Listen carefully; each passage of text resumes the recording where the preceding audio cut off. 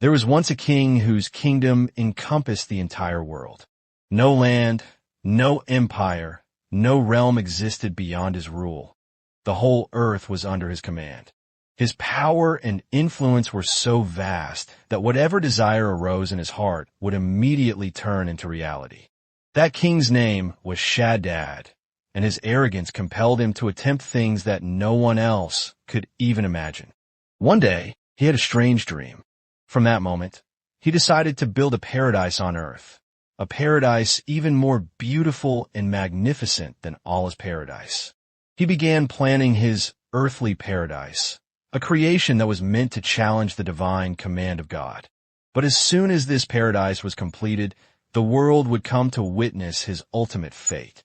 Today, with the help of AI, we will revisit the vision of Shaddad's paradise, a paradise that became an eternal lesson in history. In his kingdom, his word was absolute. Within his heart surged a wave of pride that even challenged his own conscience. He believed that with his immense wealth and power, there was nothing to fear, not even the punishment of Allah. His life's purpose became building this paradise and spreading his glory across the world.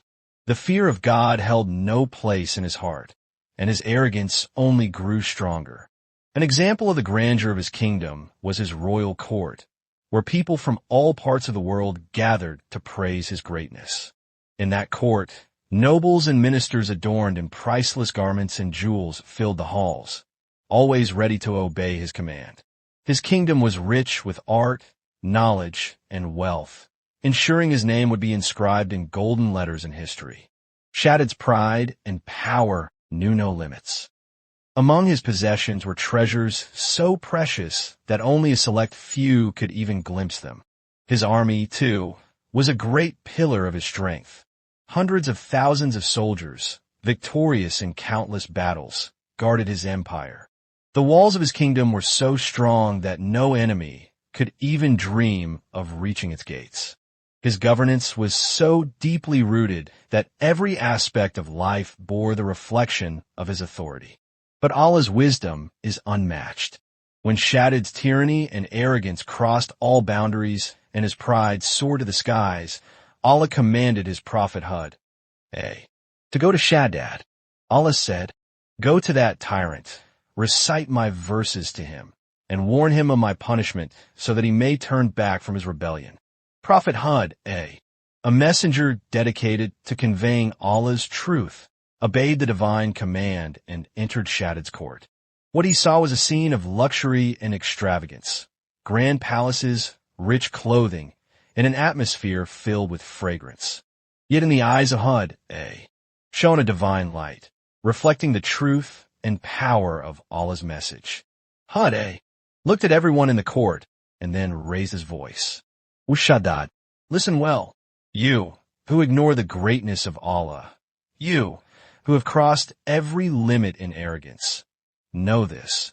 No one can escape the punishment of Allah." His voice carried such power that it dimmed the glitter of the court and silenced the worldly pleasures surrounding them. Then Hud, recited the verses of Allah, words that revealed the reality of divine punishment and the boundless power of the Creator. Each word carried weight. Each phrase bore a truth that should have pierced Shaddad's heart. He reminded Shaddad of how previous nations had been destroyed because of their sins and warned him that if he did not abandon his arrogance, he too would face the same fate. For a moment, Shaddad, lost in dreams of his own greatness, trembled at Hud's words. In his eyes flashed a brief glimpse of fear and regret. But soon, pride overtook him again.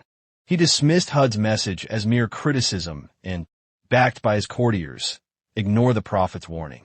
Shaddad listened briefly, then with a voice full of arrogance declared, "What does your Allah want from me?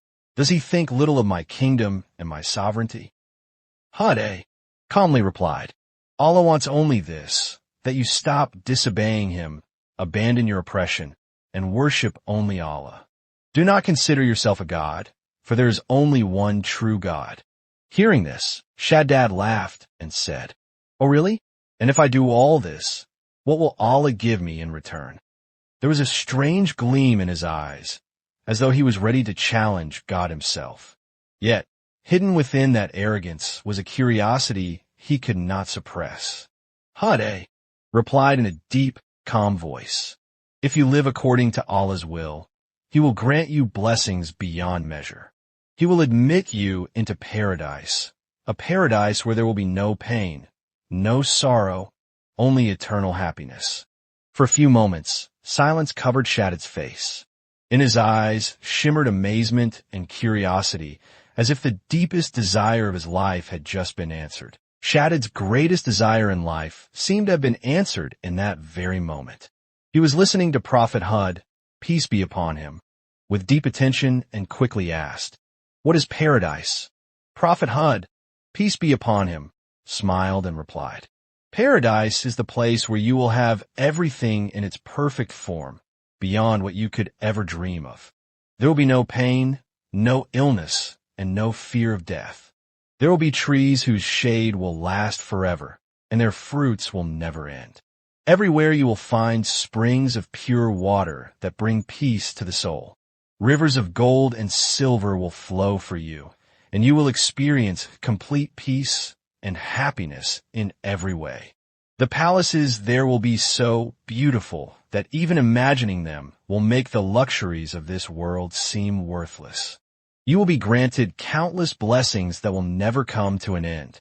You will enjoy eternal contentment and rest, and your heart will never grow weary." ***.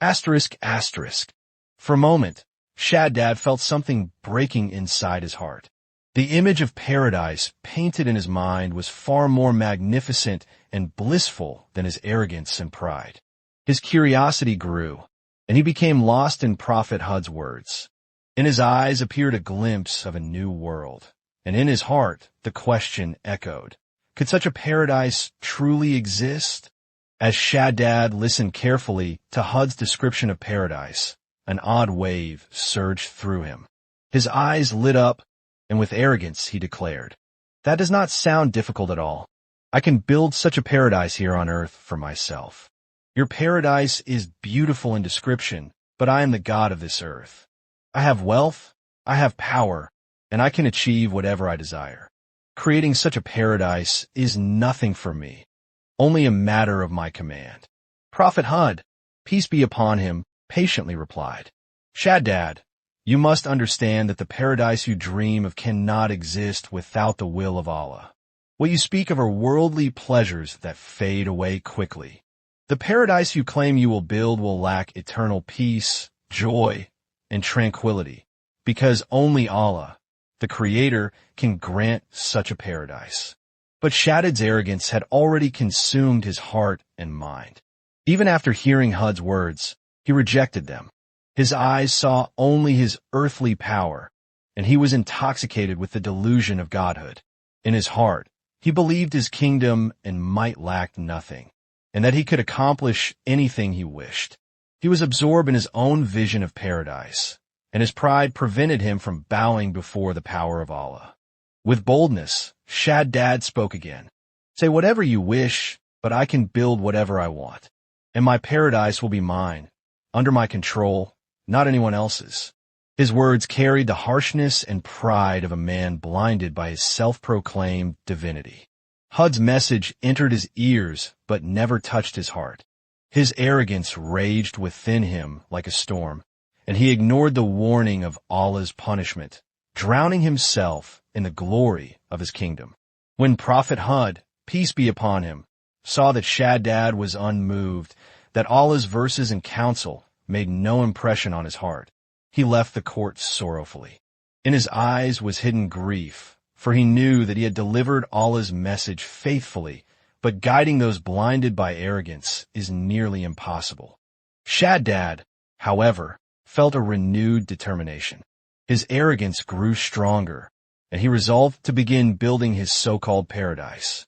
Sitting in his grand court, he summoned his vizier and consulted with him, declaring that he would now construct his paradise. This was the decision he made in defiance of Allah's command, an act of rebellion. He then ordered his vizier to send word across the world. The shops and walls of the city were perfumed with musk, saffron, amber, and roses. Beautiful birds of rubies and precious gems were crafted upon bricks of silver, guarded day and night by watchmen in turn. When the construction was completed, an order was given to spread silk carpets throughout the entire city. Then in its canals, some flowed with sweet water, others with wine, others with milk, and others with honey and syrup. The markets and shops were adorned with fine brocades and delicate curtains, and every craftsman was ordered to remain busy in his profession. It was further commanded that all kinds of fruits and delicacies be constantly supplied for the inhabitants of the city. After 12 years, when this city was completed with all its decoration and luxury, Shaddad ordered all the nobles and officials to settle within it. Then, consumed with extreme arrogance and pride, Shaddad himself set out with his army toward this city. He even took some scholars along, mocking them on the way, saying, "For such a paradise you wanted me to bow and humble myself before another? You have now seen my power and wealth." As they approached, the people of the city came out to welcome him, showering him with gold and jewels. Shaddad, full of pomp and pride, was walking toward the city gate when, as the narration goes, he lifted one foot from the stirrup and placed the other on the threshold of the gate. At that very moment, he saw a stranger standing before him. Shaddad asked, "Who are you?" The man replied, "I am the angel of death." Shaddad asked, "Why have you come?" The angel of death said, "To take your soul." Shaddad pleaded, "Grant me enough time at least to see the paradise I have built with my own hands." The reply came, "I have no permission for that." Shaddad said, "Then at least give me time to dismount from my horse." The reply was, "I have no permission for that either." Thus, while one of Shaddad's feet remained in the stirrup and the other on the threshold, the angel of death seized his soul. At that very moment, Angel Gabriel, peace be upon him, cried out with a mighty shout, and instantly the entire city, with all its splendor and adornment, was swallowed by the earth, leaving no trace behind. The Quran refers to this in the verse, Iram, who possessed lofty pillars, the like of which had never been created in the lands. Surah Al-Fajr 89, 7-8. It is written in the books that after the king and his army were destroyed, the city too was concealed from the eyes of mankind. Later, a companion of the Prophet, Abdullah ibn Kalaba, R.A., happened to pass by that region. His camel ran off, and while searching for it, he came close to the ruins of this city. When he saw its towers and walls, he fainted. Upon regaining consciousness, he reflected, "This city appears exactly as the Prophet described the paradise of Shaddad." He wondered whether this was a dream or reality. Eventually, he entered the city. Inside were rivers and trees resembling those of paradise, but there was no soul to be found. He gathered some jewels that lay there and returned. He went straight to Damascus, the capital at that time, where Amir Muawiyah, R.A., resided. He narrated the entire incident to him. Amir Muawiyah asked, "Did you see this city in a dream or in reality?" Abdullah ibn Kalaba replied, "Indeed, I saw it in full wakefulness." He then described all its landmarks, its location near the mountains of Aden, the trees, the well nearby, and finally showed the ruby he had brought as proof. Amir Muawiyah, R.A., was astonished and sought further knowledge from the scholars. Was there truly such a city whose bricks were of gold and silver? The scholars replied, "Yes, the Quran itself mentions it. In the verses about Iram of the lofty pillars, this is the very city. But Allah has concealed it from human sight."